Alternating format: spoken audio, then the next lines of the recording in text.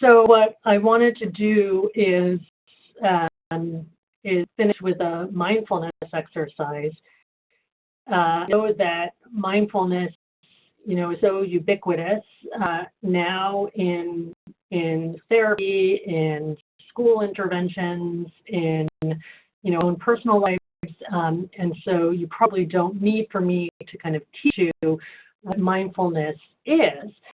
But I do think, just to highlight why mindfulness can be so critically important during times like this, is focus on, why we practice mindfulness. And in the context of DBT, one of the things that we say is that by practicing mindfulness, we're to be in control of our own mind instead of letting our mind be in control of us. So you're actually thinking about mindfulness as a form of attentional control.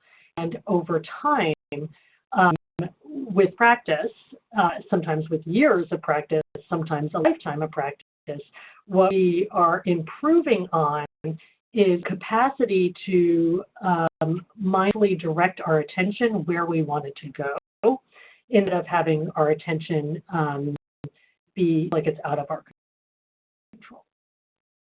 Refers to, again, you I'm sure know this already, refers to being in the present moment, full awareness in this one moment.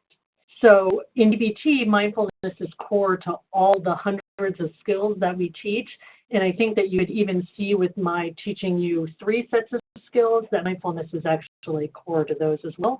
And so it's really important that in DBT, anyway, that we teach people how to practice mindfulness, ideally on a daily basis.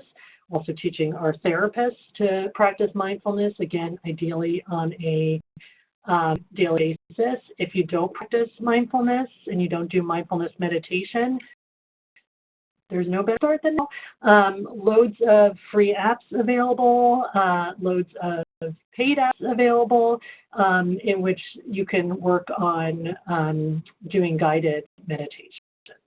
So I really encourage you to start this practice now. And so what I'm going to do is lead us all through just a brief mindfulness practice. See any of you? So it's me, but I am just assuming that you are going to do it with me, and that will carry me forward with this exercise. So what I want you to do is get into what we call a wide awake posture. So if you're lying down, sit up. If you're sitting in a chair, sit up, back relatively straight, both feet flat on the floor.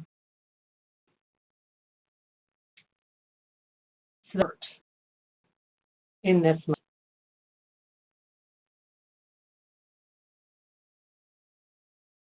To do over the next 3 is the sensations in our body. We say out loud, or maybe to ourselves, we say, I'm so stressed, I'm so stressed, I'm so stressed, which is probably a label that applies to a collection of behavior, internal, external behaviors. So next 3 minutes, what I want you to do is just observe what sensations in your body. If we assume that right now we are what we would say stressed, what does it feel like?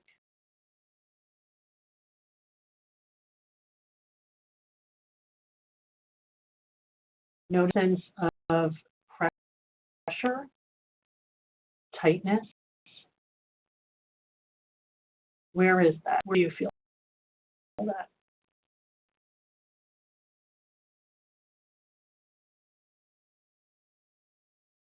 Not doing it in this moment, just observing it.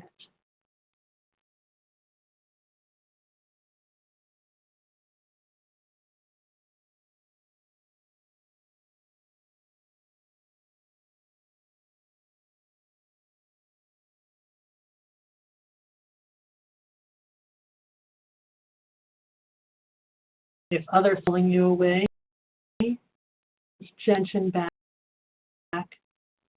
No different sensations in your body.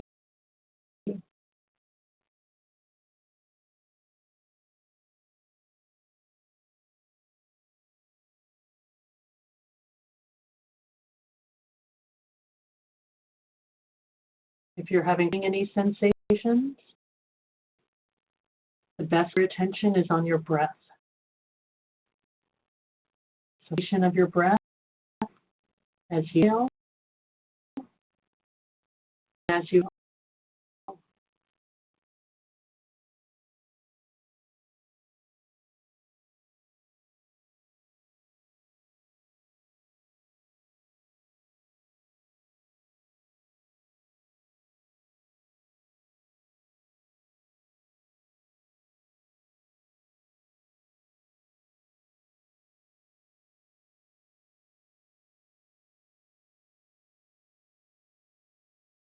too difficult to turn off your other thoughts at the moment.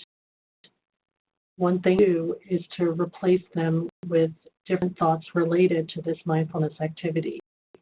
So you might yourself one breath over and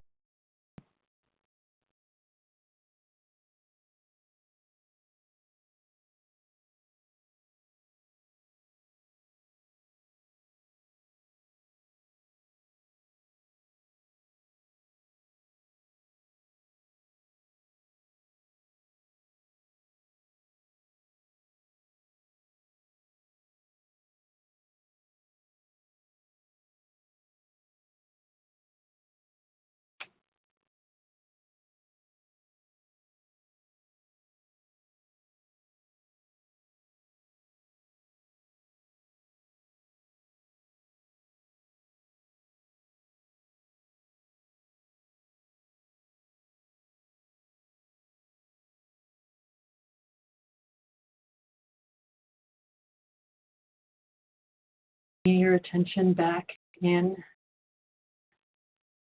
to the, if your eyes are closed, you can gently open them.